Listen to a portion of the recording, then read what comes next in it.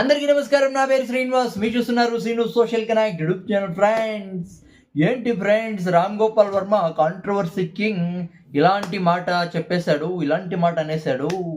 అతనికి నా పాదాభివందనం, అతనికి నేను పాదాభివందనం చేస్తాను అని ఒక బిగ్ స్టేట్మెంట్ అయితే ఇచ్చేసినాడు. ఇంతకీ ఎవడ్రా స్వామి? రామ్ గోపాల్ వర్మ దగ్గరే పాదాభివందనం చేయించుకుంటున్నాడంటే ఆ మనిషి కాదు, ఒక లెక్కలో చెప్పాలంటే దేవుడని అనుకోండి. అవునా కదా? మామూలుగానే ఎవరికి పాదాభివందనం చేయడం, అలాంటిది అతనికి పాదాభివందనం అని అయితే ఒక బిగ్ స్టేట్మెంట్ అయితే ఇచ్చేసినాడు. ఇందుకీ ఆ మహానుభావుడు ఎవరంటే అది కె విశ్వనాథ్ డైరెక్టర్. చిరంజీవితో స్వయం కృషి తర్వాత చాలా అంటే కొన్ని సినిమాలు అయితే తీశాడు. చాలా పెద్ద హిట్లు అయ్యాయి. వేటగాడు, అడవిరాముడు, తర్వాత కొన్ని సినిమాల్లో కమర్షియల్గా హిట్ అయ్యే టైంలో ఒక భక్తి సినిమా వచ్చి చాలా మందిని చూసేలా చేసింది శంకరాభరణం సినిమా.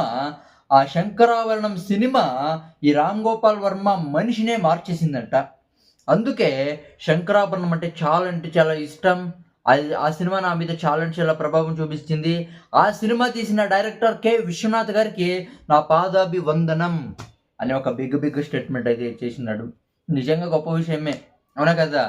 అసలు కె విశ్వనాథ్ గారికి పాదాభివందనం చేస్తున్నాడంటే ఎంత మార్చేసినాడో రామ్ గోపాల్ వర్మని మనమైతే అర్థమైతే చేసుకోవచ్చు, అవునా కదా? నాకు డౌట్ ఏమంటే, అంటే ఇప్పుడు చాలా రకరకాల సినిమాలు అయితే తీస్తాడు రామ్ గోపాల్ వర్మ.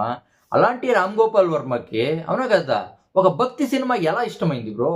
అవునా కదా? రామ్ గోపాల్ వర్మ చేసే సినిమాలే చాలా డిఫరెంట్గా ఉంటాయి, అవునా కదా? రక్తంతో తీసే సినిమాలు, తర్వాత చాలా అదే ఆ సినిమాలు అయితే తీస్తాడు. ఒక భక్తి సినిమా ఎలా ఇష్టమైంది రామ్ గోపాల్ వర్మ నాకైతే అర్థమైతే ఉండలా.